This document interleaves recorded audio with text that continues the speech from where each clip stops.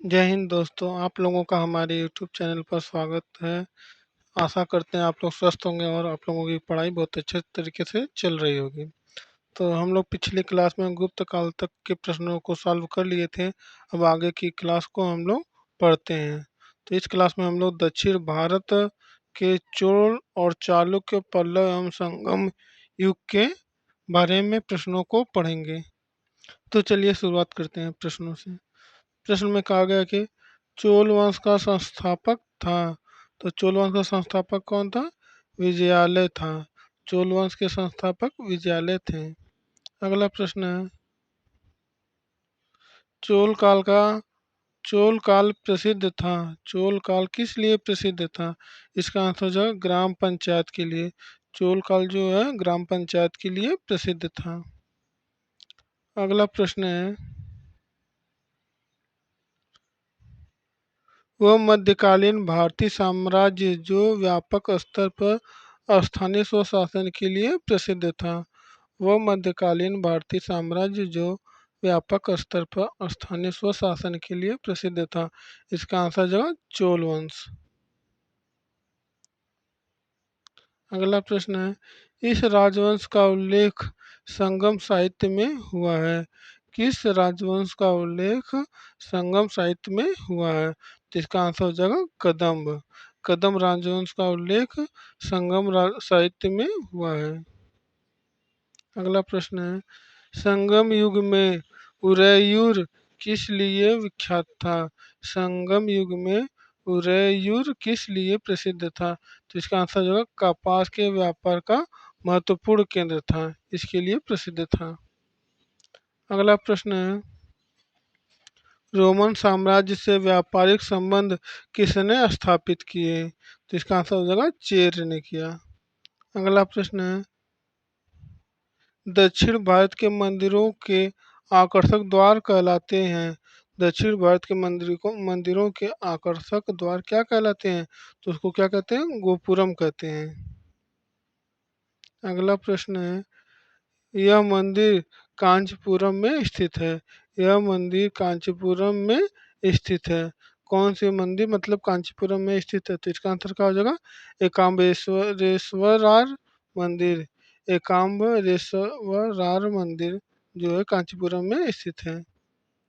अगला प्रश्न है, तंजावुर में बृहदीश्वर मंदिर का निर्माण कराया। तंजावुर में बृहदीश्वर मंदिर का निर्माण किसने कराया? तो इसका आंसर जो है राजराज फर्स्ट ने कराया। अगला प्रश्न है, सही सुमेलन है। इसका सही सुमेलन हमको करना है। क्या है? राष्ट्रकूट क्या है? मलखेड़ से संबंधित है। पाड्य जो है मदुरई से संबंधित है। चोल जो है थंजावुर से संबंधित है।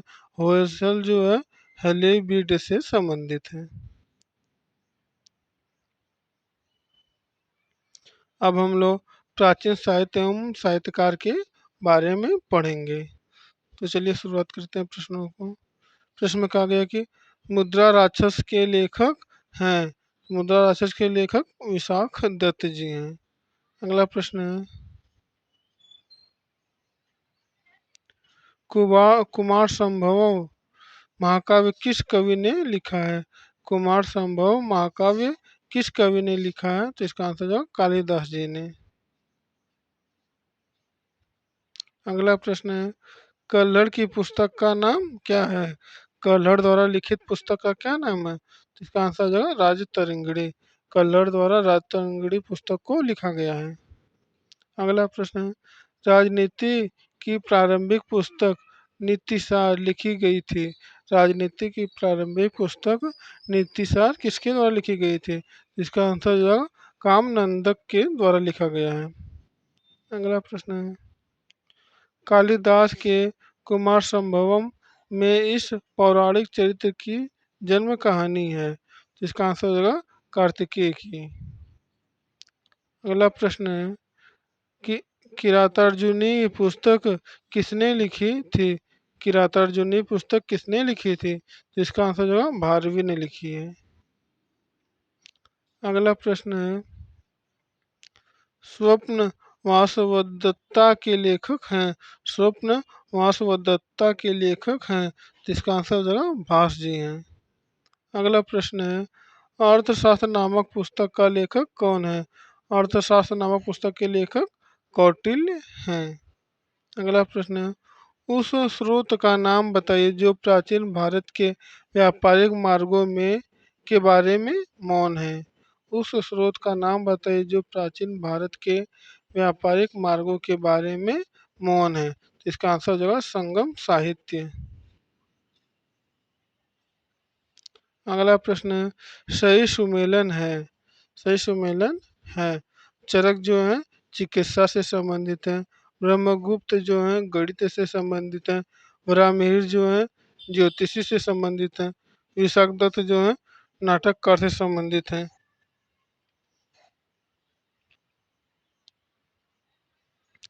अब हम लोग पूर्व मध्यकाल से संबंधित जितने भी इम्पोर्टेंट क्वेश्चन हैं उसको सॉल्व करेंगे। चलिए शुरुआत करते हैं। इस प्रश्न में कहा गया कि ताम्रपत्र लेख दर्शाते हैं कि प्राचीन काल में बिहार के राजाओं का संपर्क था। तो इसका आंसर हो जाएगा जावा सुमात्रा से संबंध था। अगला प्रश्न है, सुवर्ण भूमि का वह राजा जिसने नालंदा में एक बौद्ध विहार की स्थापना की तथा उसके रख रखाव हेतु अपने दूत द्वारा देवपाल से 5 गांव दान में देने के लिए प्रार्थना की। तो इसका आंसर हो जाएगा बालपुत्र देव। अगला प्रश्न है, पृथ्वीराज रासो के लेखक हैं। पृथ्वीराज रासो के लेखक चंद्रवरदाई जी हैं। अगला प्रश्न है, औंदतपुर शिक्षा केंद्र इस राज्य में अवस्थित था। औंदतपुर शिक्षा केंद्र इस राज्य में अवस्थित था। तो इसका आंसर जो है बिहार राज्य में अवस्थित था। अगला प्रश्न है, विक्रमशिला नामक प्राचीन विश्वविद्यालय की स्थापना बंगाल के किस शासक ने की? विक्रमशिला नामक प्राचीन विश्वविद्यालय की स्थापना बंगाल के धर्मपाल शासक ने की। तो इसका सही आंसर जो है क्या, धर्मपाल ने की। अगला प्रश्न है, कश्मीर का अकबर नाम से प्रसिद्ध सुल्तान था। कश्मीर का अकबर नाम से प्रसिद्ध सुल्तान सुल्तान जैनुल आबिदीन था। कश्मीर का अकबर सुल्तान जैनुल आबिदीन को जाना जाता है। अगला प्रश्न है, कर्नाट वंश का संस्थापक कौन था? कर्नाट वंश का संस्थापक नान्य देव था। कर्नाट वंश का संस्थापक नान्य देव था। अगला प्रश्न है, कर्नाट वंश का अंतिम शासक था। कर्नाट वंश का अंतिम शासक हरि सिंह जी थे। कर्नाट वंश का अंतिम शासक हरि सिंह था।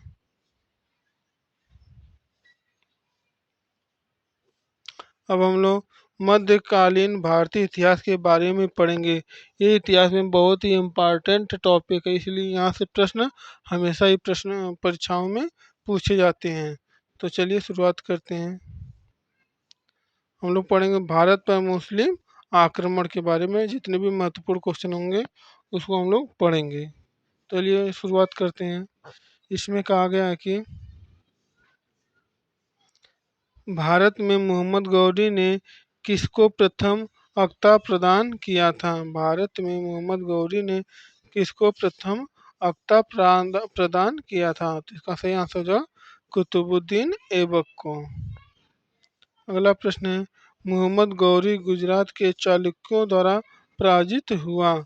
मोहम्मद गौरी गुजरात के चालुक्यों द्वारा कब पराजित हुआ? तो इसका सही आंसर होगा 1178 ईस्वी में पराजित हुआ। अगला प्रश्न है, बिहार का प्रथम मुस्लिम विजेता था। इसका आंसर जो बख्तियार खिलजी। बिहार का प्रथम मुस्लिम विजेता बख्तियार खिलजी था। अगला प्रश्न है, नालंदा विहार का विध्वंस किया था। नालंदा विहार का विध्वंस किया था। इसका आंसर जो बख्तियार खिलजी ने। नालंदा विहार का विध्वंस बख्तियार खिलजी ने किया था। वो हम लोग दिल्ली सल्तनत के बारे में पढ़ेंगे। तो चलिए शुरुआत करते हैं गुलाम वंश से। गुलाम वंश से जितने भी इम्पोर्टेंट क्वेश्चन होंगे उसको पढ़ते हैं। इसमें कहा गया है कि गुलाम वंश का प्रथम शासक था। गुलाम वंश का प्रथम शासक कुतुबुद्दीन ऐबक था। अगला प्रश्न है, ढाई दिन का झोपड़ा क्या है? ढाई दिन का झोपड़ा एक मस्जिद है। अगला प्रश्न है, कुतुब मीनार किसके द्वारा पूरा किया गया था? कुतुब मीनार किसके द्वारा किया गया था? इसका आंसर जो है इल्तुतमिश के द्वारा। इल्तुतमिश के द्वारा कुतुब मीनार को पूरा कराया गया था। अगला प्रश्न है, कुतुबुद्दीन ऐबक की राजधानी थी? इसका आंसर जगह लाहौर।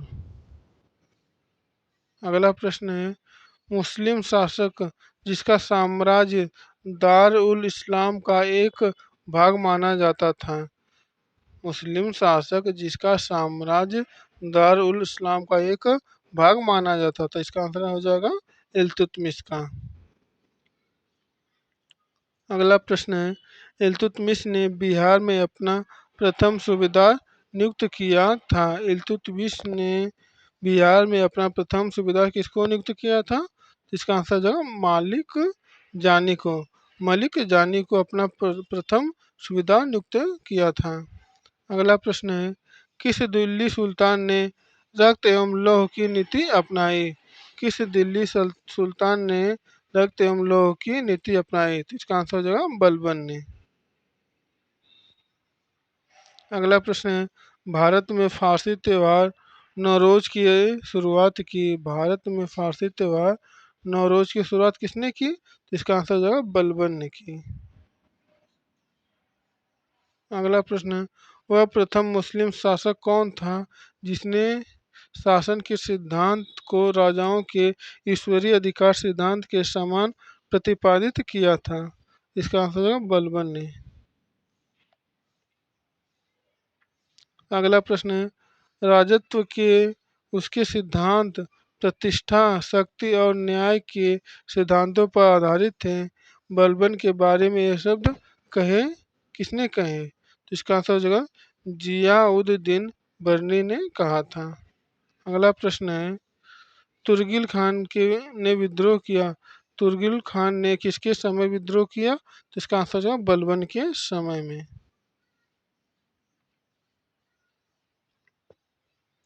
अब हम लोग खिलजी वंश के बारे में पढ़ेंगे।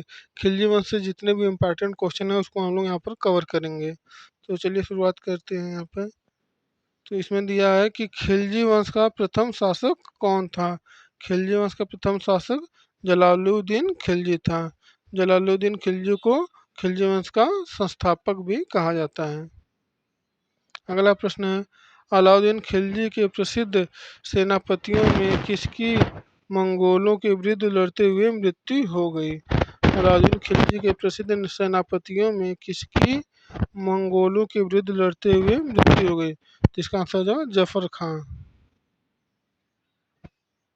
अगला प्रश्न है, अलाउद्दीन दिल्ली का प्रथम तुर्की सुल्तान था जिसे धर्म को राज्य के अधीन लाने का और ऐसे घटकों से परिचय कराने का श्रेय जाता है जो सैद्धांतिक रूप से राज्य को धर्मनिरपेक्ष बनाते हैं। यह शब्द लिखे हैं। इसका आंसर जो है ए एल श्रीवास्तव ने लिखा है। ए एल श्रीवास्तव ने लिखा है। अगला प्रश्न है, रानी पद्मिनी का नाम अलाउद्दीन की चित्तौड़ विजय से जोड़ा जाता है। उनके पति का नाम है? रानी पद्मिनी का नाम अलाउद्दीन की चित्तौड़ विजय से जोड़ा जाता है। उनके पति का नाम क्या था? राणा रतन सिंह था। अगला प्रश्न है, अलाउद्दीन खिलजी के आक्रमण के समय चित्तौड़ का शासक था? अलाउद्दीन खिलजी के आक्रमण के समय चित्तौड़ का शासक राणा रतन सिंह था। इसका आंसर सही हो जाएगा क्या? राणा रतन सिंह। अगला प्रश्न है, अलाउद्दीन खिलजी के आक्रमण के समय देवगिरी का शासक था? इसका आंसर हो जाएगा रामचंद्र देव था। अगला प्रश्न है, इस सुल्तान के काल में खालसा भूमि अधिक पैमाने में विकसित हुई। इस सुल्तान के काल में खालसा भूमि अधिक पैमाने में विकसित हुई। इसका आंसर हो जाएगा अलाउद्दीन खिलजी।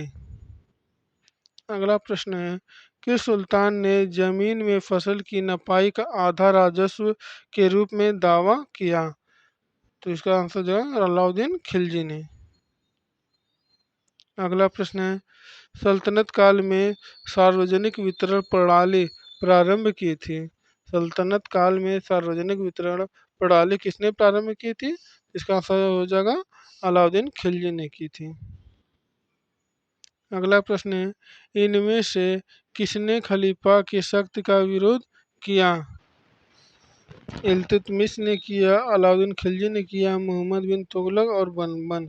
इनमें से किसने किया? तो इनमें से कोई भी नहीं किया था। अगला प्रश्न है, जब उसने राजस्व प्राप्त किया तो वह शरीयत के नियमों और आदेशों से पूर्णतया स्वतंत्र था। बर्नी ने यह कथन किस सुल्तान के लिए कहा? इसका आंसर जो है अलाउद्दीन खिलजी के लिए कहा। दोस्तों आज के लिए बस इतना ही। बाकी की वीडियो पढ़ने के लिए आप हमारे चैनल को सब्सक्राइब कीजिए और वीडियो को ज़्यादा से ज़्यादा शेयर कीजिए। तो दोस्तों आज के लिए बस इतना ही। जय हिंद, जय